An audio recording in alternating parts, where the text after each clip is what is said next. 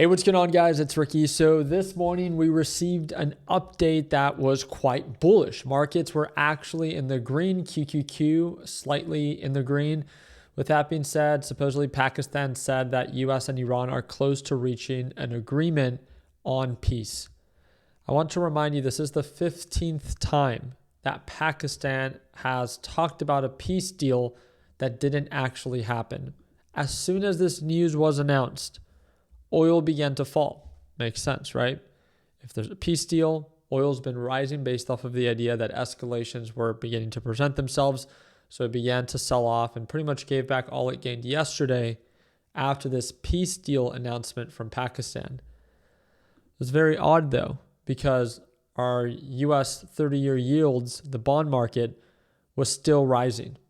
Remember, the yield, the rate, is what the interest for the US and what they pay. The US does not want to pay high interest.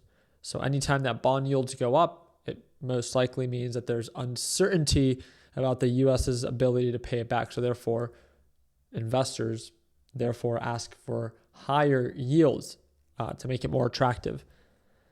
What we later came to find out is that Trump is now saying that Iran has privately agreed to terms, but it is refusing to publicly confirm the deal. You guys let me know down in the comments section if you believe this is true. Trump says they've agreed to everything we've asked for, but they won't say it publicly. They are afraid of their own people, is what Trump is claiming.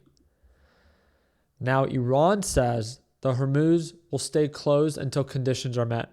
An Iranian official warned that the Strait of Hormuz will remain closed until Iran's conditions are met. The officials said any renewed attacks or breaches of commitments would face a stronger response and greater resistance from Iran. The officials added that the punishment of the aggressor would continue, warning adversaries against repeating past actions.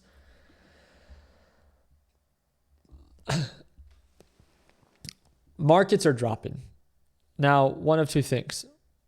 Markets are finally seeing through the BS of this whole Trump and Iran deal, no deal, because I don't trust Iran either, obviously, right? But Trump has just been like crying wolf this whole time, right? So it's really hard to put any weight behind his words when we know that he intentionally moves markets anytime that bond yields begin to creep up higher, because he's afraid of the interest that the US is paying, because we already pay $2 trillion in debt. But again, we're in this position because of him. I want to remind you, right? With that being said, tomorrow we also have the CPI data report. This is an inflation report that's released once a month.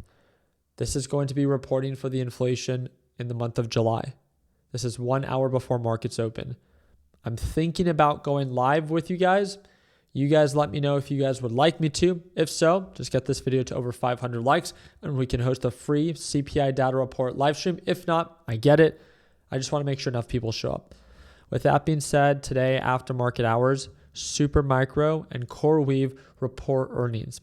This is something that a lot of people are looking out for because Supermicro and CoreWeave have been very active moving players for 2026 and 2027. So definitely something that I'm open to live streaming as well. Just let me know down in the comment section. Today, I feel like I did fine with how the markets have been performing. Today is definitely a day more for scalpers than it is for just, I would say regular traders.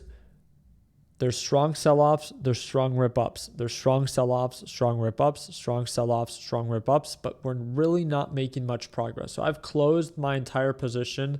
I made $3,200 trading both sides of Micron. I'm very happy with it.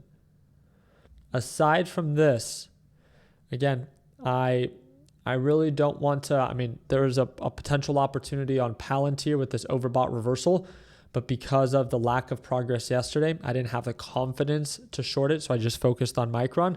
So kind of a missed opportunity there. But that aside, if you actually pay attention to the NASDAQ market, we're really not doing much right now. Yeah, we pulled back a little bit, but again, could markets be de-risking up leading up to the CPI data report? Something to pay attention to. Remember, NASDAQ market is incredibly overbought. Different time frames give you different perspectives. Remember this. Don't be afraid to be invested. I'm going to say the same thing I said yesterday and the day before that. Just understand overbought levels. People say, oh, Ricky, well, it's not about timing the market. Correct. It's also not being stupid at overbought levels and using leverage when if the inflation report, for some reason, if it comes in a lot worse than what was expected and we gap down, it's always if. Everyone focuses on the profit. No one focuses on the risk management. I'm here to remind you, it's if. I get it. It doesn't have to. But if it does, if markets begin to pull on back, why would you over leverage yourself up here? You shouldn't be afraid to be invested, but you definitely should not be leveraged at overextended levels, knowing that the potential for loss is significantly greater than the potential for profit. That is all we are making you aware of. The South Korean issue is still present, over leveraged traders. The Japanese issue with the carry trade and the falling value of the Japanese dollar is still an issue, right? Iran, still a pressing issue. Deal and no deal all over the place, right? Now we have inflation tomorrow. Again, it's a catalyst. You decide. Based off of your track record, is it smart to carry a trade right before an inflation report?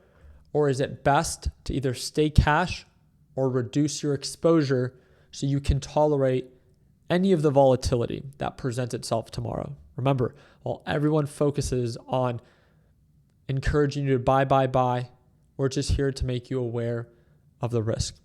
If you're okay with the risk and you're okay with your position size and the exposure you have in the market, that's all we're here to do, just making you aware. So if markets do begin to pull on back, you're not like, oh, dang, I wish I would have known that markets were kind of overbought. A very simple reminder the day before. Because again, 1 hour before markets open is when it's going to be released. So very excited to follow up. I'll do my part in keeping you guys up to date. And like I said, right, we trade live every morning. It's designed for beginners. And even before you join us, because there's a few of you that have been interested in joining our LPP group, please watch a recent live session. Just click this button right here. You're going to be able to preview a recent live session. It's just raw live trading every morning, 1 hour, right at market open. You can watch one before you actually join. And if you like what you see, great. We have a sale going on right now. You can join us. If not, then guess what? You can still subscribe to us on YouTube and we'll do our part in keeping you up to date. Okay? So again, second link in the description down below. If you want to learn more about our LPP team, NASDAQ market showing signs of uncertainty, possible weakness. Be careful and watch your exposure. I'll do my part in keeping you guys up to date. If you guys have any questions, feel free to comment down below. And all the links to everything it is that I'm connected with is linked in the description of this video. From the trading platform that I use to the software that I use to analyze different companies to, again, LPP 3.0. It's all linked down below. Feel free to check it out. I appreciate you guys' time. Hope that we're a thumbs up. And like always, let's make sure that we end the year on a green note. Take care, team.